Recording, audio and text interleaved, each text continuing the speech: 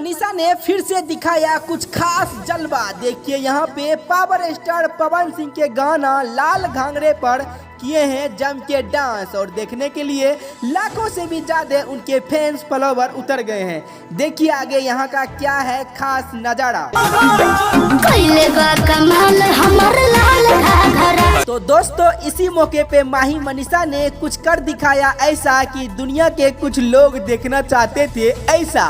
तो दोस्तों यदि आप भी माही मनीषा के बहुत बड़े फैन हैं या उसका वीडियो आपको अच्छा लगा तो वीडियो को लाइक कर दीजिए और इसी प्रकार का जानकारी को देखते रहने के लिए आप हमारे YouTube channel Amit for you को सब्सक्राइब जरूर करें।